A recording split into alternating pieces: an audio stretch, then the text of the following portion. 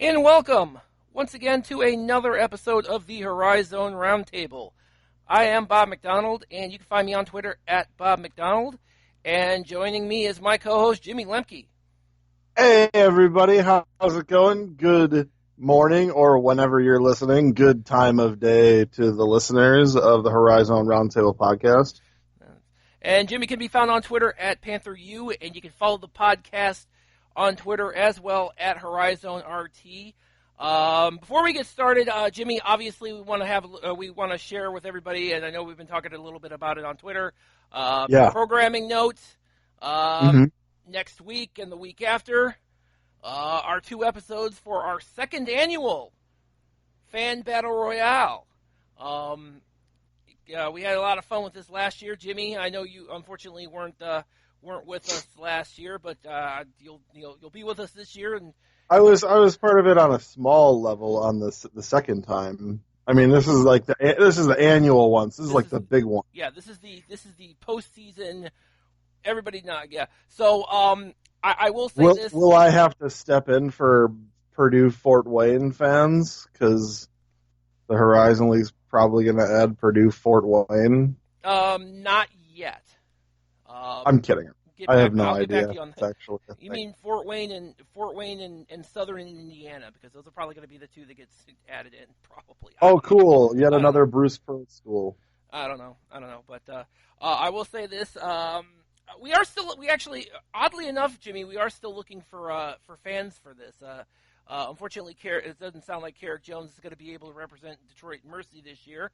At this Fan Battle Royale, so we are looking for a Detroit Mercy fan. I know you guys are. Maybe maybe we get like Mike Lee or somebody. Yeah, maybe. Sorry, Mike. We could get Mike. We could get Ben Lee. We could get Ray McCallum Sr.'s not busy because he just got bounced out of the tournament at Georgia State. And he may actually, and incidentally, he may be going to, and they just announced that Ron Hunter is taking the job at Tulane, so he may actually go with. No way, really? Yes. Wow. Georgia State's so much of a better job. Don't look at me, man. I have no idea. All I know is that apparently Ron Hunter is going to Tulane. So I have some breaking news too. What's that?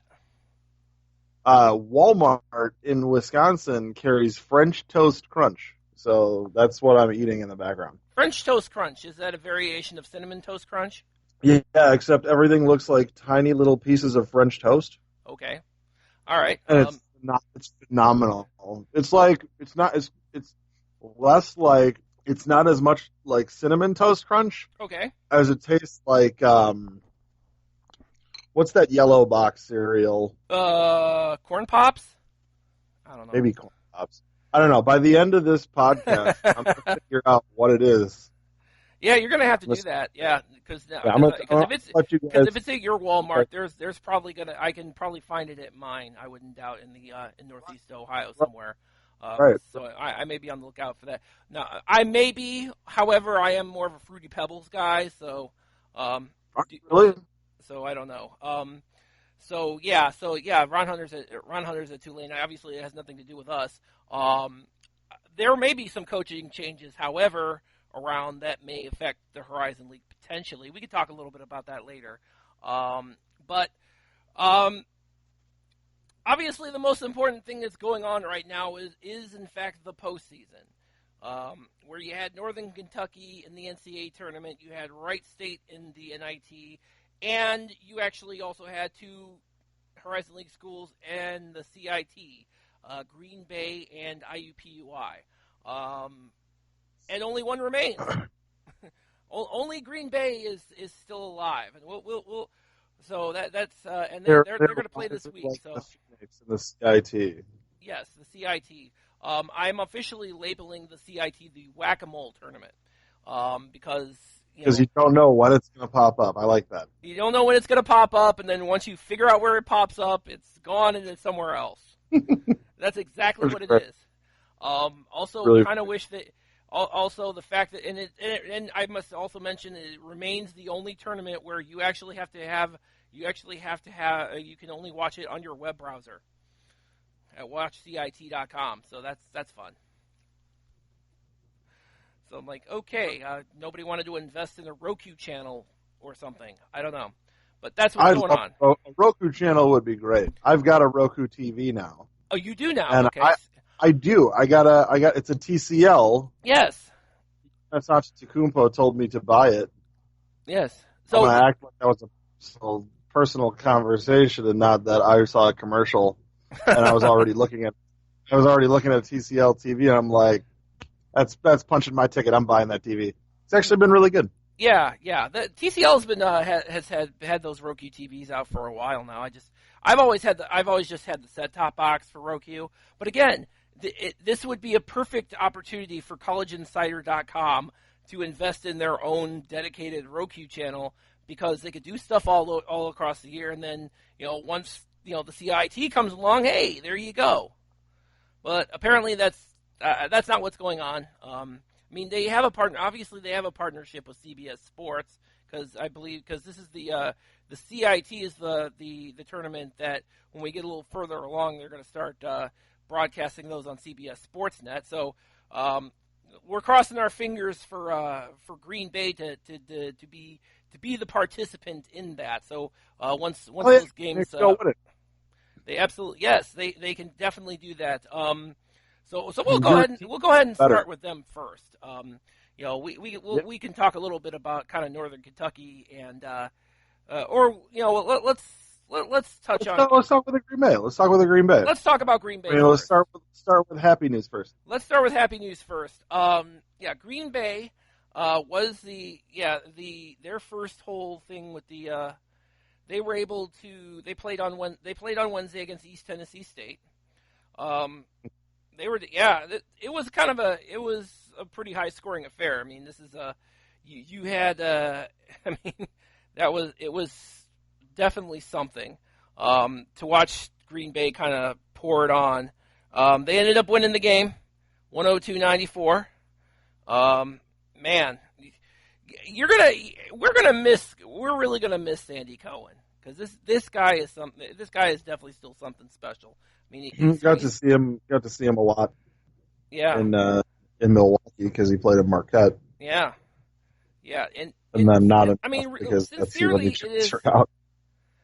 I mean, and sincerely, it's going to be. I'm going to be very interested to see how Green Bay kind of adjusts to not having him on the roster anymore once he graduates. I mean, he chipped in 29 against ETSU, and he was able to chip in 6 assists as well. So he definitely.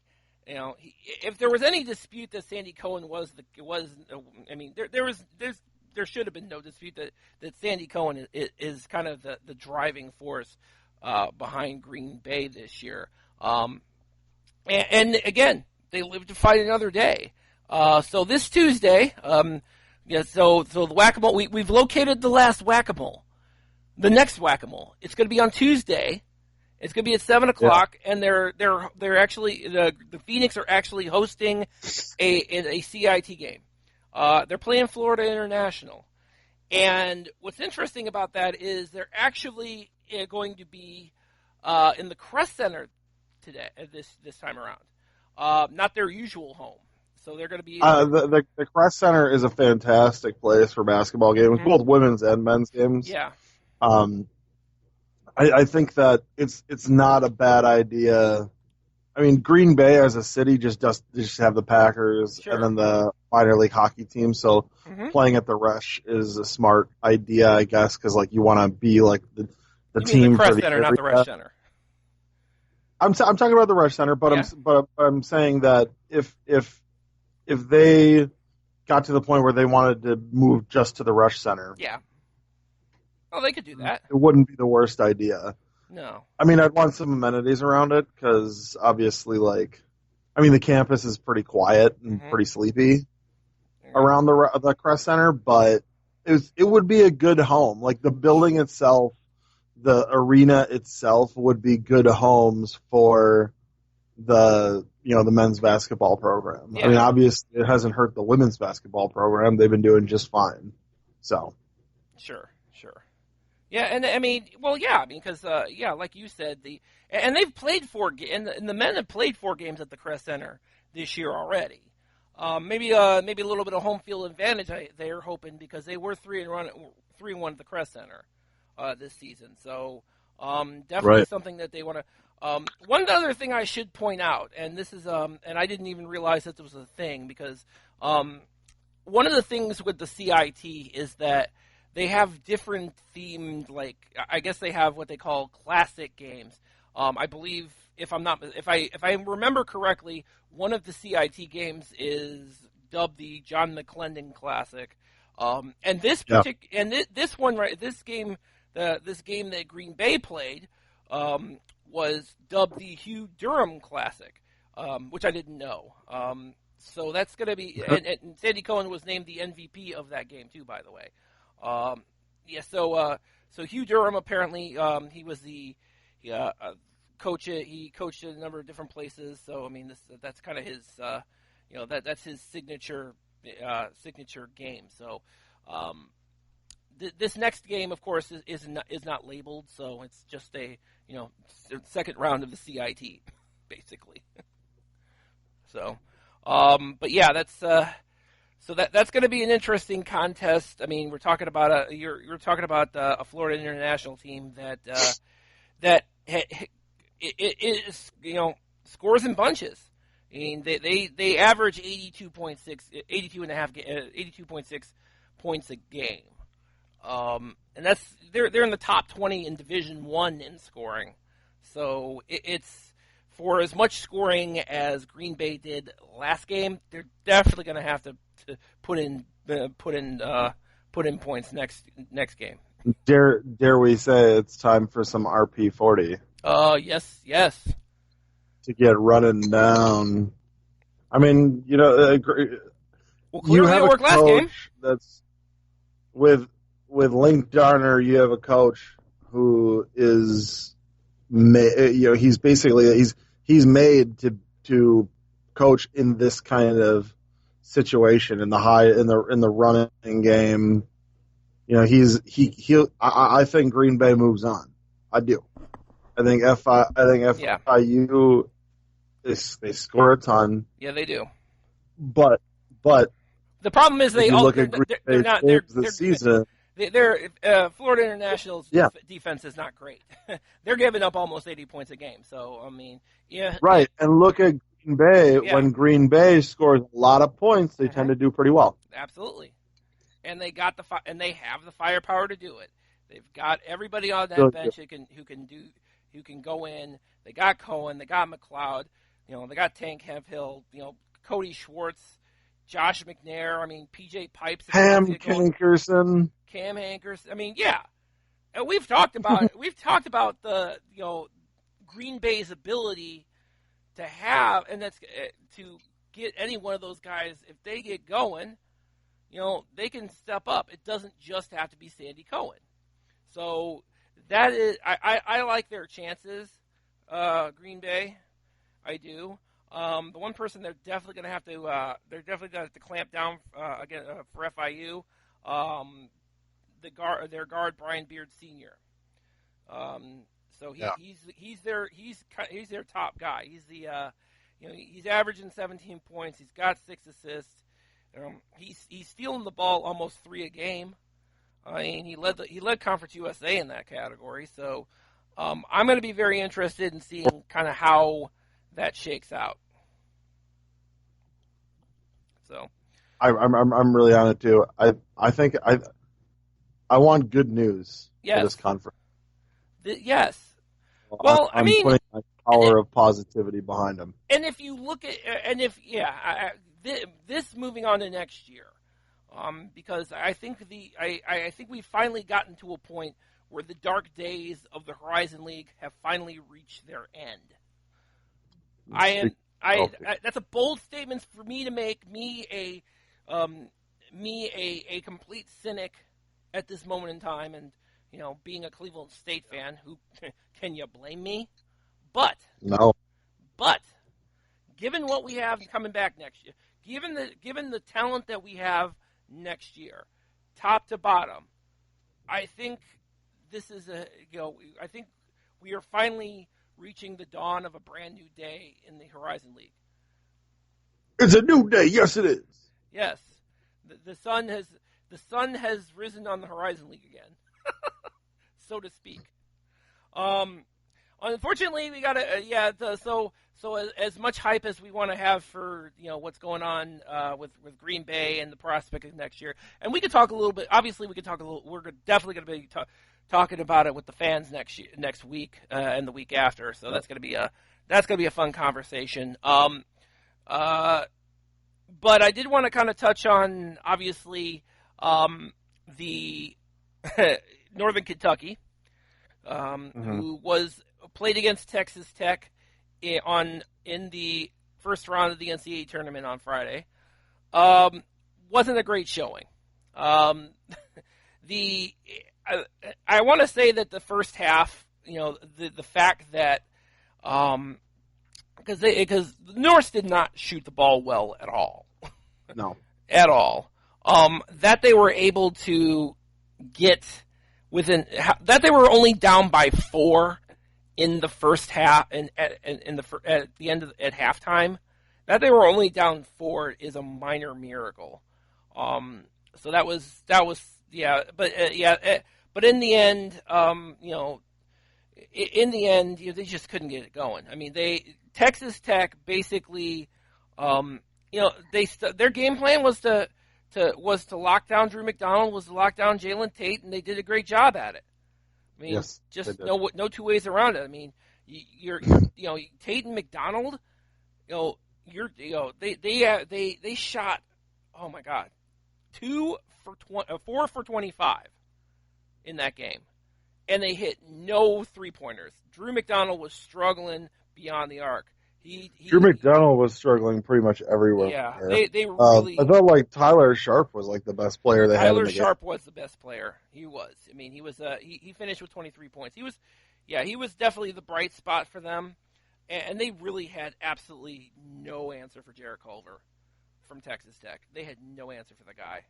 I mean, he was jumping out of the gym, and it showed. It really did. I mean, you had to, Culver finished with 29 points. He had 8 rebounds, all of them on the defensive side, by the way. He was just, it was just too much for him. I mean, it really was. So that was it. We were hoping for better results, but I mean, sometimes the shots aren't falling, and the shots just were not falling for the Norse. So unfortunately for them, their season is over, which actually leads me to kind of a couple of questions. So now that you've seen the end of the Drew McDonald era, yeah. Where do the Norse go from here? What do they look like next year without Drew McDonald? Well, like I brought up, Tyler Sharp is a player that you can build around, and they probably will. And that's fine.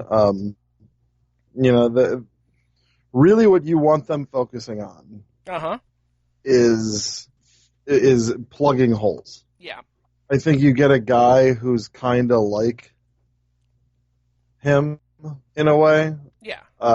You get a guy who can fight that, play that kind of power forward shooter, that big player that McDonald is. You go and you get a guy like him as a JUCO to kind of fit the spot. Now, I haven't gotten. Well, let me ask you this though, because obviously, we've seen spots where Drew McDonald hasn't been in, and they've kind of filled in him in the aggregate. Sometimes with Chris Vogt. And they also have the freshman Adrian Nelson as well. So yes, would it to me it would it stands to reason with those guys still on the roster that you have the opportunity to be able to kind of work around not having Drew McDonald, and also helps a great deal. You still have a solid core you really have a solid core for Northern Kentucky. You still have Tyler Sharp. I mean, that guy's going to be your leader next year. You still have Dantez Walton. You still have Jalen Tate. You still have Trey Faulkner. I mean, or do they? I can't They're remember. fine. I mean, I know they have Tate. Yeah, but you definitely have Tate and you definitely have Sharp. I mean, it's a next guy up scenario. This is how programs get better, exactly. Is that they do well. Yes. But like the Horizon League being a somewhat down of what they were, this is what you want, is somebody who's gonna, you want them to find a place, find a guy to fill the hole, plug the holes. Don't do it. And don't feel bad about McDonald, having a crappy end to his career. In the Sweet 16 in 05, Ed McCants had been Horizon League Player of the Year, and he just couldn't find the bottom of the net against Illinois. Well, I mean, Joe Tucker did great. He had 31. He just had a bad game. I mean, I mean, and it happens to the best of them. I mean, Fletcher McGee, who incidentally passed Oakland's Travis Bader for the most 3-pointers. I wanted to point that out. He didn't hit a single 3-pointer in his second round game. Not a single one. Yeah. So, yeah, I mean, it happens to the best of you. It happens to the best of us. So, I mean, Drew McDonald had a bad game. I'm sure that, but it is what it is. I mean, it is what it is. So, I mean, I guess we just kind of move on to, Northern Kentucky can kind of move on to next year. Although I have a question. Because as I understand it, and I might be wrong, Alabama just got rid of, I want to say Alabama just got rid of Avery Johnson. Did they really? I want to double check that. Yes, he is absolutely. So you're naturally thinking that John Brannon's a candidate. Ding, you are correct. Job. Yeah. Is he now? Now, truth be told, he hasn't exactly. His name hasn't popped up yet. But we do know that John Brannon definitely has some ties to Alabama. Correct. So that's definitely going to be something. Although let's face it, there's a lot of different names out there that may or may not, there may or may not be, may not come together. But we'll see. I'm going to be interested in seeing if that's going to happen. If when they're in the middle of their search in Alabama, they're gonna give John Brannon a call. I mean, now I don't know if that's actually going to happen. It might. I mean, Brannon just signed that contract extension, so theoretically he could stay. But again, at the same time, it's Alabama. So I mean, and I'm not saying it's Alabama. Hold on, it's Alabama basketball. It's Alabama basketball. Okay, it's Alabama basketball, which isn't like Alabama football. It's not like Nick Saban's calling you and saying, "Drop everything and come to my football team." No, but it is. But again, it is.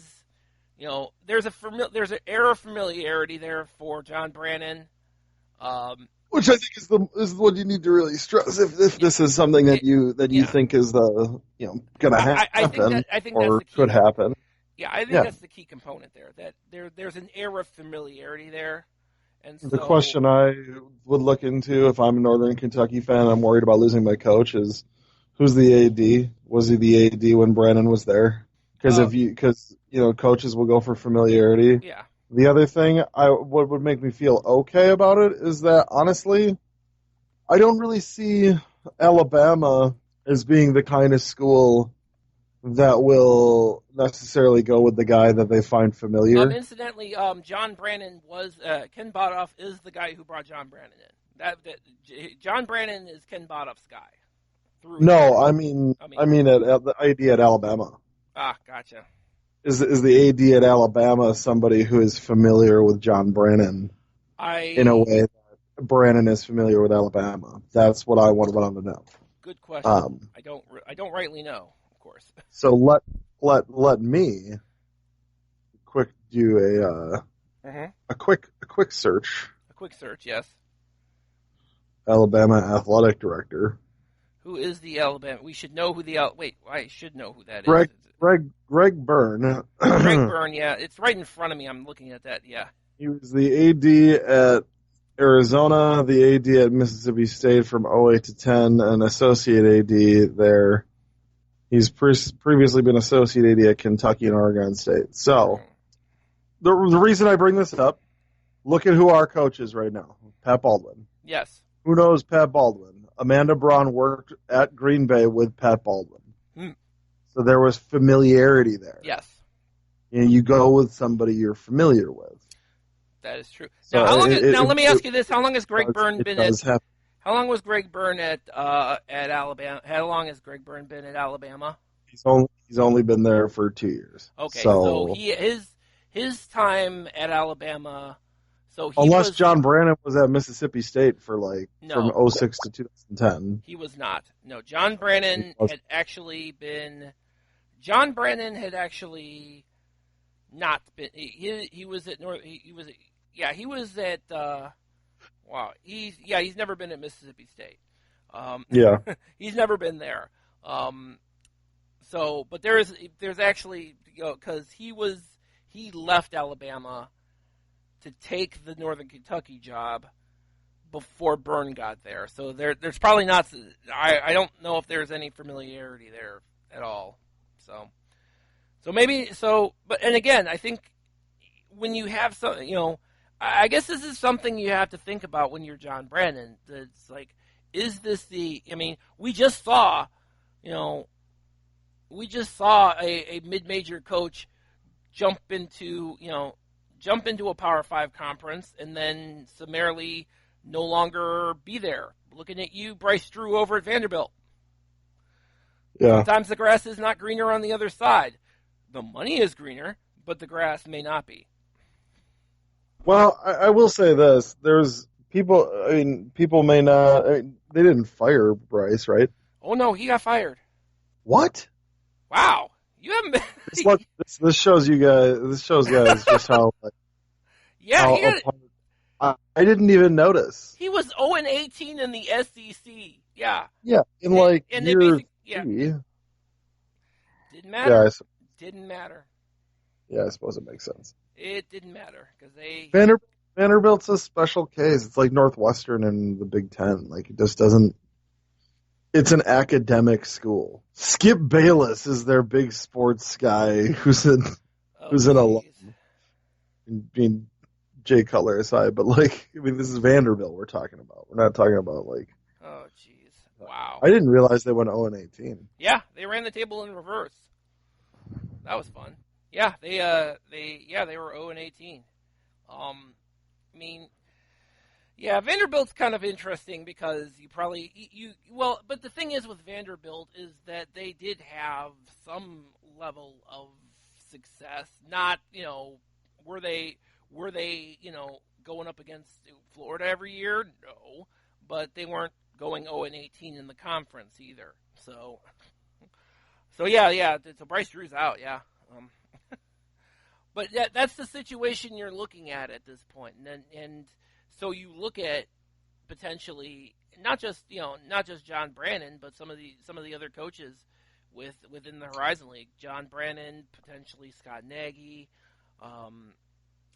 You kind of look at it, and the next couple of months is going to be pretty interesting in terms of kind of the coaching carousel, if you will. Not just the coaching carousel, but you also have to, you'll also see all kind of, the transfers and all that good stuff. What's interesting to me is Bryce's brother, Scott, when he left Alpha for Baylor, it took him a long time to get Baylor going. Baylor was also, obviously, Baylor was a much better, oh man, he was going to get a pass there. So yeah, he was going to get the pass. Thankfully, unfortunately for Bryce, they didn't have the a terrible scandal. I guess that would insulate him, but I still remember that because I saw because I saw the documentary on the Baylor situation with and it was absolutely insane. You wanna know really It was just nuts. I can't believe. I mean, Amanda Braun, like a month after becoming AD at UWM, yeah. shows one of the Baylor documentaries. I think it was the 30 for 30 they did on it. Oh, geez, yeah. She shows it in front of the entire athletic department staff. Okay, I'd love to know why. Like a month after she gets there, she shows them the documentary, and then points out the guy that did the whistleblowing on the other coaches. Yeah, who, by the way, has gotten completely blackballed by everyone. And the funny thing with that is like, if you saw some of the interviews with some of the big name coaches, it's like, it was a far more egregious sin to drop a dime on a guy than There's definitely some kind of I'm sorry, there's definitely on some level there's this really weird, like, there's this boys club that they like keep everything in the circle, and if you're in the circle you're protected kind of thing. But insane. The reason I brought it up, yeah, was wow, I brought up after starting her jobs, like, hey guys, if you're seeing something, blow the whistle. Like she's trying to like get people to blow the whistle on like for life, yeah. What she's doing in there is she's trying to get people to flip on like Rob Jeter, and she like so they finished the 30 for 30, yeah, and then she starts grilling Jeter in front of the staff. What? And asking him all these questions about like, do you think it's right for a coach to do that? And Jeter's like, the guy fucking covered up a murder. Like, what do you like? No, come on. This is where we figured out. That's insane. And I was told about this by somebody who did not work in men's basketball. Yeah. This wasn't like like a Jeter or one of his assistants being like, man, you gotta. I can't believe what Amanda Braun just did. Like in this, sure. She literally throws this 30 for 30 and then grills him like man. She's like trying to find out if That's this insane. guy's like covering up murders or some crazy shit. Wow, it was just, that is insane. Yeah. Wow. Well, that's a well-run ship over there. If you're ever wondering, like, what are the crazy ass things? At least your athletic department isn't being run by a cardboard cutout at this point. So, but yeah, that's kind of So I'm glad I surprised you with all these coaching changes that you weren't aware of. So now you're up to date. Now I'm up to date. Now you're updated. So I wanted to get back. I also wanted to talk a little bit about the NIT game between Wright State and Clemson. Mm-hmm. Man, I saw way more. I saw way more of David Scarra that game than I thought I was going to see. You did? I did. Yeah, that was a winnable game for Wright State. That really was. It just in the end, they just ran out of gas. So I think I really do think that Scott Nagy has definitely, like John Brandon, Scott Nagy has definitely put the pieces together for some long-term success over at Wright State. And he's still got that core left. He's got Wampler, he's got Gentry, he's absolutely still got Loudon Love on that. He's going to be missing a couple of guys. He's going to be missing. Ernshausen is graduating. I think Mark Hughes is also graduating. Vest is graduating, but he's bringing. Those guys are leaving, but then you still have Malachi Smith and you have Skylar Potter, not to be confused with Skylar Quisenberry, who doesn't exist. Oh, Skylar Quisenberry. Okay, there's your Jimmy joke for the day, being told by Bob. Outstanding. How the hell did that happen? So when I looked at when I kind of look at kind of the, and again, it was a 2-7 matchup. I mean, there were some opportunities there for Wright State. Yes, there were. It just wasn't meant to be. So Brad Brownell gets revenge on his old school, even though he left for Clemson himself voluntarily. Well, I mean, it's kind of like I looked at that game as being something where Wright State fans could get some catharsis for being a stepping stone school like all of us are. Sure. Like when like Bruce Pearl's first game as Auburn head coach was against us. Yeah. And we really wanted that fucking game. Like I wanted that game just to be a kind of a, hey, thanks for abandoning us. We're fucking better than you. Like that's what I wanted. Yeah. We didn't get it because one of their guys broke Akeem Spring's hand and we ended up losing the game. But fun. That was just, yeah. But, and NIT is still good. Yeah. And NIT is still something. Hey, there was a possibility that, we weren't going to see any team, we were going to see any Horizon League team in the NIT at all. So, I mean, but it is what it is. And by the way, as I said, I saw way more of David Scarr than I thought. He finished the game with 16 points. He was 4 of 8 from 3-point range. He had 9 rebounds. Yeah, it's like, it's interesting. David Scarr, of course, David Scarr, we were, was at Valpo before Valpo bounced to the Valley. So, we saw him all the time, and we saw him one more time messing with Wright State. But yeah, he was that third key component. He was that third element, because I know last episode I talked a lot about Marquise Reed. He definitely did what he needed to do. He was all over the place. He led everybody with 24. So that was that they were able to do that. It is what it is. But yeah, it was in the end. It was it just seemed to me. It was not to be. It was not to be. So better luck next year. I think Wright State as well. I think they're in a good position next year as well, because they have that core coming back, and then they have those freshman kids, Smith and Skylar Potter, who are they show what they could do this year. They've got a year on their belts.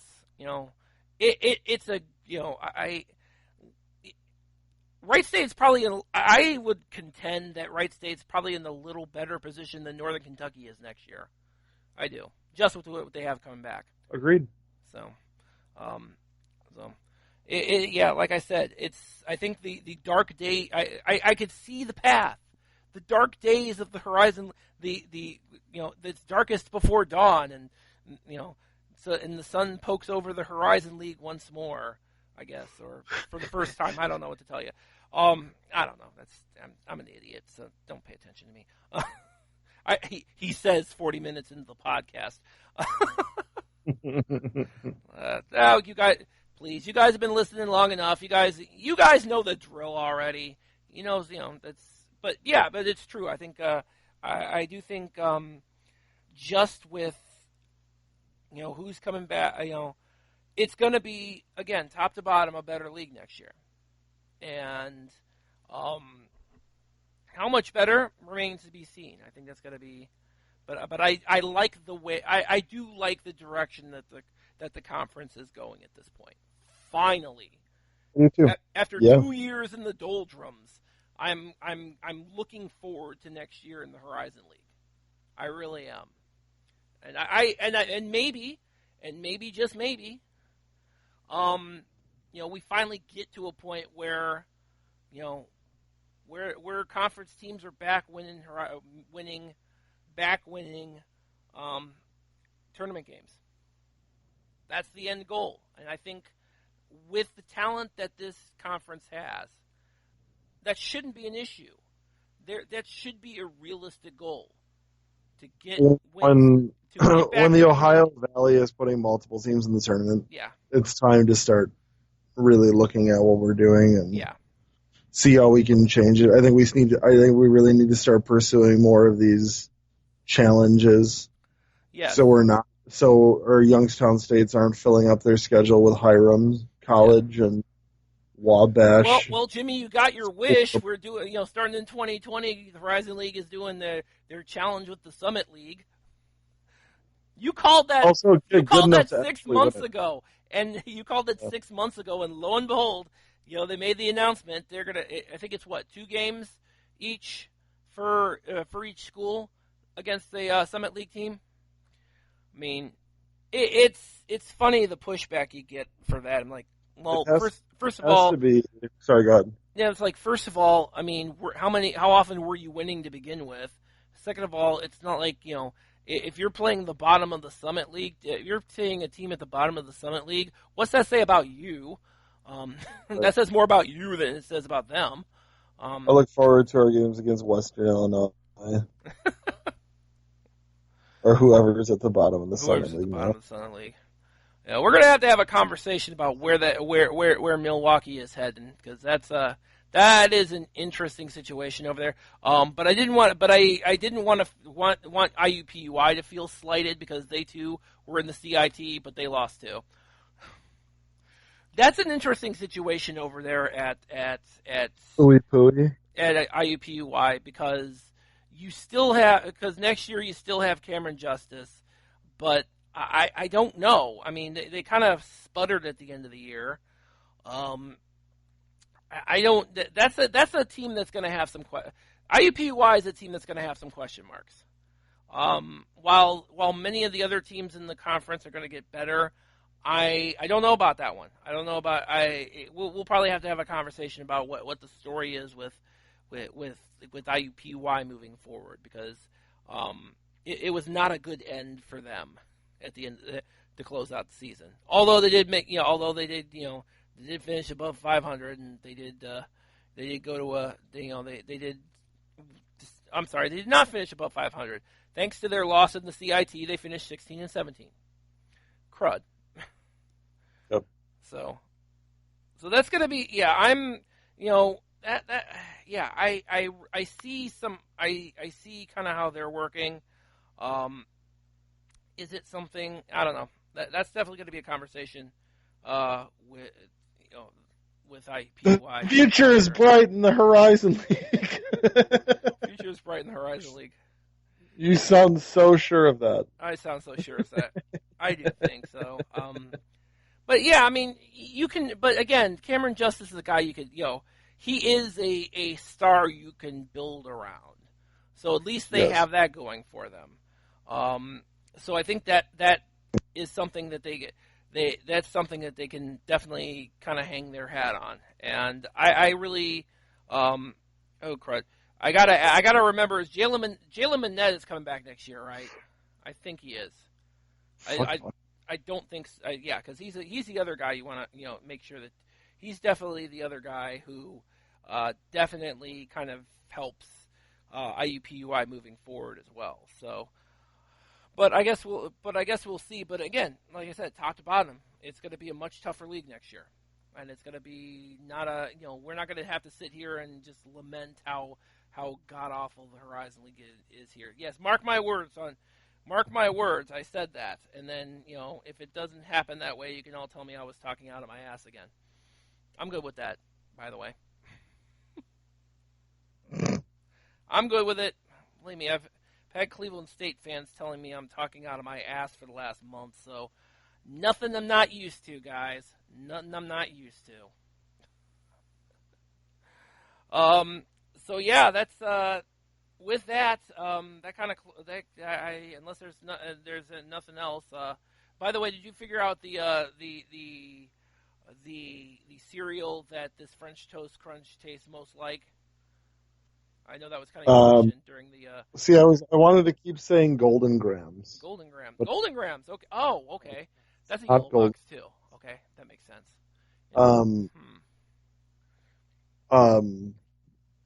Captain Crunch. Captain Crunch. Really? Okay, that makes sense too. Okay, so I was thinking yellow box when I was really meant yellow cereal. Yellow cereal. Okay, then Captain Crunch So like would the regular Captain Crunch is what French Toast Crunch tastes like. Interesting. Okay, well then, then I will have to I may end up having to seek that out this week to make a comparison. Just for I'm sure you comparison. can find it at Walmart. I'm sure I can find it at Walmart. So, All right. all right. So that's going to wrap it up here for us. Again, remember next week and the week after we've got the fan battle royale. We're looking forward to that. And as always, you can find episodes of the Horizon Roundtable on sportshacks.com, hax.com, and you can find us where podcasts are available. So, and that's everywhere. And it's literally everywhere. So. So that's going to do it for us, and, I want to say thanks for listening.